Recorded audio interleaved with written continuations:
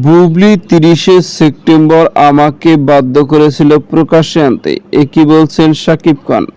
Viewers, বিস্তারিত জানতে চ্যানেলটি সাবস্ক্রাইব করে সম্পূর্ণ ভিডিওটি দেখতে থাকুন। সুপ্রিয় দর্শক, সুপারস্টার শাকিব খান ও শবনম ইয়াসমিন বুবলির মধ্যে ভালো একটা সম্পর্ক ছিল অতীতে। একজন আরেকজনকে ভালোবেসে বিয়ে করেছিলেন, পাশাপাশি একাধিক সিনেমায় কাজ করে বেশ জনপ্রিয়তা অর্জন করেছে। কিন্তু দুঃখের বিষয়, এই দাম্পতিক জুটি বিয়ের খবরটি সোশ্যাল মিডিয়ায় প্রকাশ না করে গোপনে বিয়ে করেন এবং গোপনে পুত্র সন্তান জন্ম দেন। কিন্তু বিভিন্ন সাক্ষাৎকারে শবনম ইয়াসমিন বুবলি জানায়, শাকিব খান গোপনে আমাকে আমেরিকায় রেখে আসার পর আর কোনো খোঁজ খবর নেয় না এবং ছেলে বীরেরও কোনো খোঁজ দিতেন না। কিন্তু শাকিব খানের ভাষ্য, সবসময় ছেলে বীরের খোঁজ নিতেন এবং সকল রকমের খরচ একাই বহন করতেন। এদিকে কাল এক সাক্ষাৎকারে উপস্থিত হয়েছিলেন সুপারস্টার শাকিব খান। তাকে জিজ্ঞাসা করা হয়েছিল, 30শে সেপ্টেম্বর অর্থাৎ এই মাসে তো আপনাদের সন্তান বীরকে প্রকাশে এনেছেন, কিন্তু শবনম বুবলি বিভিন্ন সাক্ষাৎকারে জানিয়েছিলেন বীরকে নাকি আপনি প্রকাশে আনতে চাননি।